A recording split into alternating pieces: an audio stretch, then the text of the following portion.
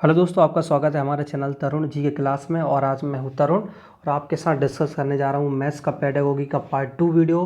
Part 1 video already मैंने कल upload कर दिया है, तो आप उसको जाके हमारे चैनल पर वॉच कर सकते हैं, क्योंकि ये जो वीडियोज़ हैं वो आपको डिस्क्राइब करके समझाया जा रहा है। तो ईजिली आप जब पेपर में क्वेश्चंस आएंगे तो आप मैथ्स की पेडागोगी का पोर्शन को पूरा 100% सॉल्व कर लेंगे, क्योंकि यहाँ पर आपको बहुत सारे क्वेश्चंस मिल रहे हैं। तो अभी फ़िलहाल हम थ्योरी पोर्शन पढ़ते हैं, उसके बाद हम ऑब्जेक्टिव लगाना शुरू करेंगे। तो यदि आप हमारे चैनल पर नए हैं तो सबसे पहले हमारे चैनल को सब्सक्राइब करें, लाइक करें और कमेंट करके बताएं कि वीडियो को कैसा लगा। तो अभी स्टार्ट करते हैं हम क्या होती है मैथ्स की पेडागोगी और गणित परिषद। तो गणित परिषद जो है, आप पार्ट 1 वीडियो को ज़रूर देखना। थोड़ा सा लंबा वीडियो है, लेकिन उसमें पूरी की पूरी क्लियर कर दी। उसके बाद ये पार्ट 2 वीडियो आपको समझ में आएगा। तो गणित परिषद होता क्या है? गणित परिषद कहने का मतलब ये है कि जब गणित पाठ्यक्रम की रचना करती है तो एक तरीके से एक कमेटी बैठती है और कमेटी डिसाइड करती है, जो विद्वान होते हैं गणितज्ञ के, कि हमको सिलेबस किस टाइप का रखना है, लचीलापन रखना है, टफनेस कहाँ रखना है। तो वो पूरा पाठ्यक्रम तैयार करते हैं। तो ये गणित परिषद का मुख्य काम क्या था?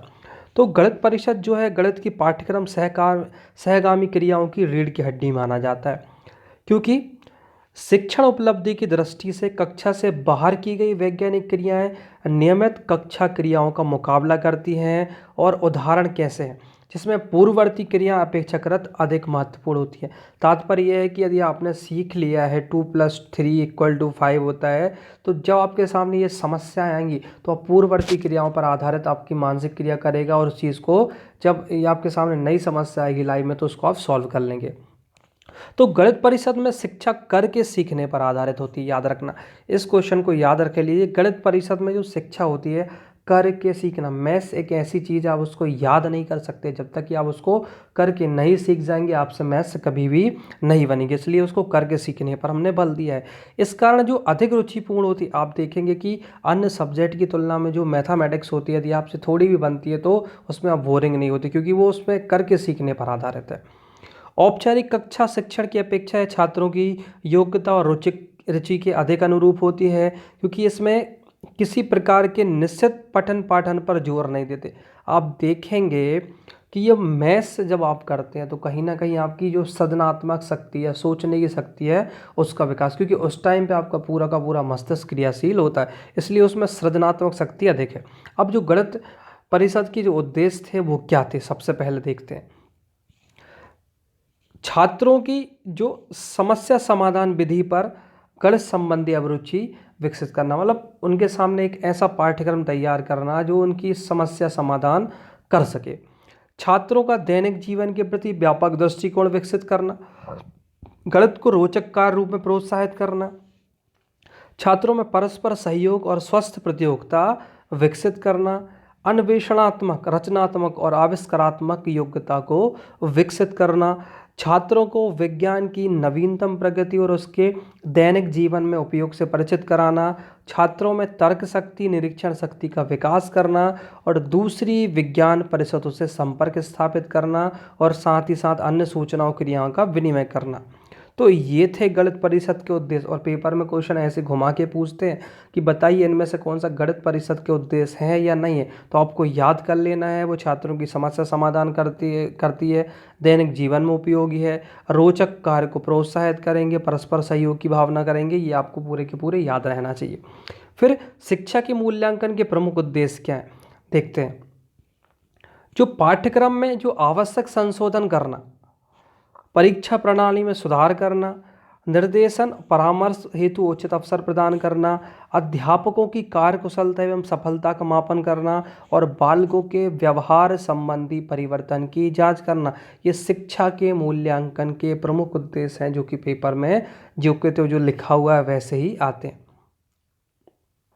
बालकों की दुर्बलताओं और योग्यताओं की जानकारी प्रदान करने में सहायक देना, नवीनतम और प्रभावी शिक्षण विधियों और प्रविधियों की खोज करना, अनुदेशन की प्रभावशीलता का पता करना, प्रचलित शिक्षण विधियों तथा पाठ्य पुस्तकों की जांच करके उनमें अपेक्षित सुधार करना, बालकों को उचित ढंग से सीखने के लिए प्रोत्साहित करना और बालकों की व्यक्तिगत सामाजिक आवश्यकताओं की पूर्ति हेतु जानकारी प्रदान करना, शिक्षण व्यू रचना मतलब टीचिंग स्ट्रेटजी है उसमें सुधार और विकास करना, और जो निदानात्मक है डायग्नोस्टिक और उपचारात्मक शिक्षा पर बल देना। कुल मिलाकर जो मूल्यांकन होता है उससे क्या प्राप्त होता है कि हम एक तो अध्यापक की योग्यता, जैसे आप भी संविदा वर्ग 3 का पेपर दे रहे हैं, वो मूल्यांकन है कि आप उस पोस्ट के लिए एलिजिबल होगी नहीं। जो सबसे ज़्यादा एलिजिबल होगा वो ज़्यादा मार्क्स लेके आएगा, तो सौभाग्य सी बात गवर्नमेंट उसको नौकरी देगी, इसलिए ये सब्जेक्ट रखे गए। साथ में जो शिक्षा पद्धति उनको हम कैसे सुधार कर सके, इनका विकास करना, और ये पूरे के पूरे आपको उद्देश्य याद करना है क्योंकि यहीं पेपर में आएंगे। अब मूल्यांकन की हमको आवश्यकता क्यों पड़ी और उसका महत्व क्या था, इसको समझें। मूल्यांकन के द्वारा बालकों की मानसिक शक्ति, रुचि और उनके दृष्टिकोण का हम अनुमान लगा सकते हैं। फिर बालकों को विभिन्न समूहों में विभाजित कर सकते हैं। तात्पर्य यह है कि यदि बोर्ड परीक्षा के पहले हम एक प्री एग्जाम्स लेते हैं, प्री एग्जाम्स क्यों लेते हैं, उससे हमको जो बालकों की जो क्लास है उसमें हम उसको डिवाइडेशन कर सकते हैं कि कौन सा बच्चा अति पिछड़ा है, कौन सा पिछड़ा है, तो उनके हिसाब से हम उनको ग्रुप में डिवाइड करके उनके अकॉर्डिंग हम मेहनत कर सकते हैं। फिर छात्रों को व्यावसायिक और शैक्षिक निर्देशन देना। यदि एक छात्र की रुचि किसी व्यवसाय में है तो हम मूल्यांकन करके पता कर लेंगे कि किस व्यवसाय में है, तो हम उसको निर्देशन दे सकते हैं। उसके द्वारा अधिगम प्रक्रिया में सुधार करना, उसको हम कैसे सिखाएं ये हम सुधार कर सकते हैं। पाठ्यक्रम, पाठ्य पुस्तक और शिक्षण विधियों में सुधार हेतु हम इनके द्वारा ये पता कर सकते हैं कि सर्वोत्तम शिक्षण विधि कौन सी है। इसके द्वारा छात्र को कमजोर और मजबूत स्थिति का पता कर रहा, हम ये भी पता कर सकते हैं कि छात्र किस सब्जेक्ट में होशियार है और किस सब्जेक्ट में वो थोड़ा सा इंटेलिजेंट, तो ये भी हम मूल्यांकन से पता कर लेंगे। बालकों की कक्षोन्नति और कक्षा के विभाजन में सुविधा, आपने देखा होगा कि हमारी स्कूल्स में जो वर्गों का डिवाइडेशन किया जाता था वो इस बेस्ड पे किया जाता था कौन सा बच्चा कितना इंटेलिजेंट है उसके हिसाब से। यदि क्योंकि ज़्यादा पिछड़ा है तो उसको एक अलग क्लास में रखते, उसके साथ बहुत ज़्यादा मेहनत की आवश्यकता पड़ती थी। साथ में हम परीक्षा प्रणाली में भी आवश्यक सुधार कर सकते। शिक्षा का तात्पर्य मात्र ये है कि आपकी जो बौद्धिक क्षमता उसका विकास करना, जिससे आप सामाजिक कार्य करते हुए अपने जीवन को चला सके, इतना ही मात्र शिक्षा का उद्देश्य होता है। अब गणित मूल्यांकन की प्रविधियां क्या होती हैं इनको समझिएगा। हम देखते हैं कि मूल्यांकन प्रविधियों की उपयुक्तता इस बात पर निर्भर करती है कि अध्यापक को बालक के व्यवहार में परिवर्तन के बारे में कितनी स्पष्ट जानकारी हुई, और उद्देश्यों और विषय वस्तु की प्रकृति को ध्यान में रखकर ही मूल्यांकन की विधि का हम चयन कर सकते हैं। मूल्यांकन विधि से तात्पर्य आपको बहुत सारी विधियों का पता चलेगा। कभी कभी हमसे मौखिक क्वेश्चन पूछ लिया जाता है, कभी कभी लिखित पूछ लिया जाता है, कभी कभी एक मानसिक योग्यता के आधार पर क्वेश्चन तैयार किए जाते हैं। तो ये सब बताते हैं कि मूल्यांकन की प्रविधि क्या है। सबसे पहले हम बात करते हैं लिखित परीक्षा का काम क्या है। इस परीक्षा में निबंधात्मक प्रश्न, वस्तुनिष्ठ प्रश्न प्रमुख होते हैं, और निबंधात्मक प्रश्नों को छात्र विस्तार पूर्वक लिखते हैं, जबकि वस्तुनिष्ठ परीक्षा में उत्तर का ढंग अत्यंत सरल संक्षिप्त होता है। और वस्तुनिष्ठ परीक्षाएं भी दो प्रकार की होती है, पहली प्रमापित जिसमें सामान्य स्तर पहले से ही स्थापित होता है, दूसरी होती है अध्यापक द्वारा निर्मित जिसमें प्रश्नों का निर्माण शिक्षक स्वयं करता है। अब आते हैं रिकॉर्ड्स मतलब अभिलेख। ये क्या होता है? विद्यार्थियों की गणित की पुस्तिका, अभिलेख, संचिका इत्यादि के अवलोकन से उसकी रुचि, दृष्टिकोण, अनुभूति इत्यादि का मूल्यांकन हम कर सकते हैं। और कक्षा में तथा घर पर दिए गए कार्य की पुस्तिका को भी हम अभिलेख का अंग मान सकते हैं। एक प्रकार से हमको एक रिकॉर्ड रखना है घर में। आपने देखा होगा कभी कभी आप जो स्कूल्स में पढ़ाते हैं उनको आप नोट डाउन कर लेते हैं। क्यों कर लेते हैं? कि नोट डाउन करने के बाद आप उसको फिर से देख सकते हैं। मौखिक परीक्षाएं, इन परीक्षाओं द्वारा छात्रों की उपलब्धियों के उन पक्षों का मूल्यांकन किया जाता है जिन्हें हम लिखित परीक्षा द्वारा नहीं कर सकते हैं। और उसमें आ जाते हैं हमारे मौखिक प्रश्न, वाद विवाद, विचार विमर्श, नाट्य प्रदर्शन और बहुत सारी चीज़ आ जाती है। निरीक्षण, ऑब्जर्वेशन में क्या होता है? अब देखेंगे ऑब्जर्वेशन में बस इतना है कि एक जो निरीक्षण करता होता है वो सिर्फ छात्र को देखता है कि वो संवेगात्मक रूप से कितना स्थिर है, मानसिक रूप से कितना परिपक्व है और उसके सोचने के तरीके क्या होते हैं। इसमें निरीक्षण मेथड ये होती है। अब प्रयोगात्मक परीक्षाएं क्या होती हैं? तो आपने देखा होगा गणित में जो ज्यामिति त्रिकोणमिति विषय होते हैं उनको हम जो प्रयोगशाला में जाते थे उनको वहाँ प्रैक्टिकल रूप में करते थे। प्रैक्टिकल रूप में क्यों करते थे? क्योंकि जिन चीज़ों को आप देखते हो तो उनके बारे में आप क्लियरली कॉन्सेप्ट हो जाता है, तो इसलिए हम प्रयोग द्वारा करके उन चीज़ों को समझते हैं। इसके द्वारा हम क्षेत्रफल, ऊंचाई, दूरी आदि विषयों को हम प्रयोगात्मक कार्य पर बहुत उपयोगी मानते हैं। अब प्रश्नावली मेथड में क्या होता है? प्रश्नावली मेथड में क्या होगा कि अध्यापक समय की कमी के कारण निरीक्षण और साक्षात्कार प्रणाली का प्रयोग नहीं कर पाता है, तो वह प्रश्नावली प्रविधियों का प्रयोग करता है।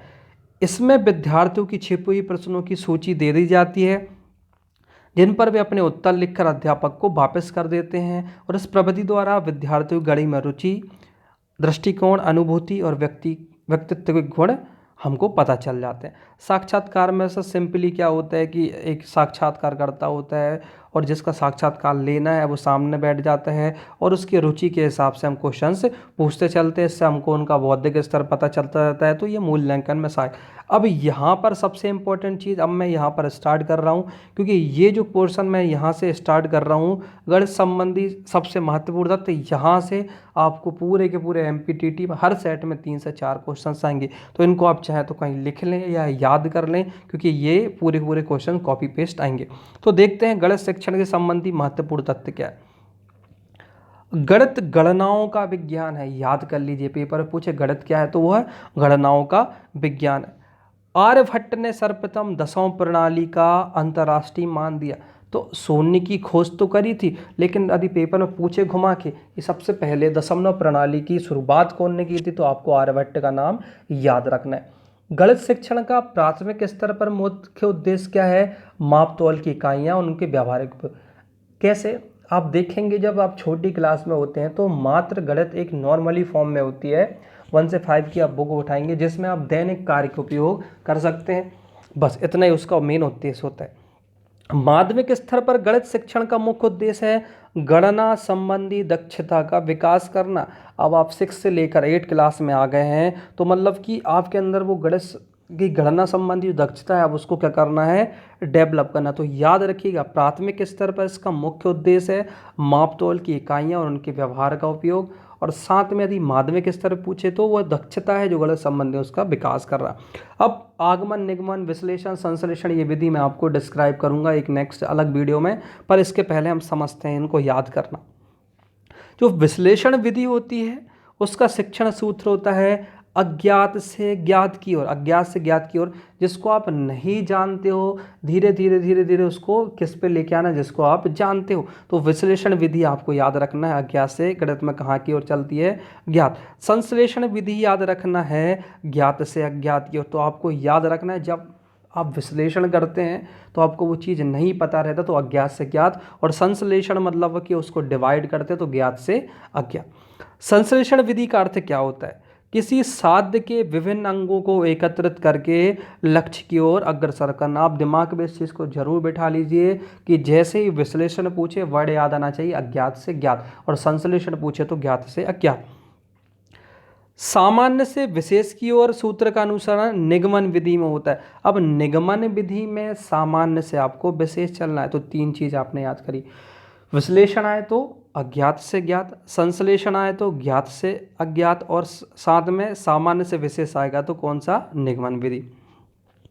पाठ्य योजना शिक्षक उन कार्यों का एक समूह है जो लिखित प्रारूप में होता है जिसे उसे कक्षा में क्रियान्वित करना है, और इकाई योजना के प्रवर्तक मॉरिसन है।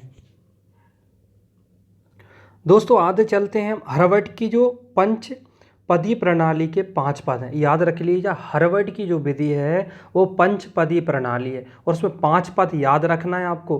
पहले तैयारी, दूसरा प्रस्तुतिकरण, तीसरा तुलना, चौथा सामान्यीकरण और 5वां अनुप्रयोग। तो हार्वर्ड की पंचपदी प्रणाली आपको याद करना है, जिसमें सबसे पहला आता है तैयारी। तैयारी में प्रस्तावना और उसके उद्देश्य के कथन होते हैं, और तैयारी के बाद आप क्या करते हो? किसी भी चीज़ का प्रस्तुतिकरण करते हो, और जब प्रस्तुतिकरण कर लेते तो आपको क्या करनी होती है? तुलना। तुलना के बाद आप सामान्यीकरण करते हैं और लास्ट में उसको क्या कर लेते हैं? अनुप्रयोग। तो आपको ये पंचपदी प्रणाली याद करना। तो सबसे पहले क्या याद आना चाहिए? तैयारी, दूसरा प्रस्तुतिकरण, तीसरा तुलना, चौथा सामान्यीकरण और 5वां अनुप्रयोग। तो दोस्तों ये तो पार्ट 2 वीडियो है, पार्ट 3 वीडियो आपको कल मिल जाएगा या शाम तक अपलोड कर दूंगा मैं।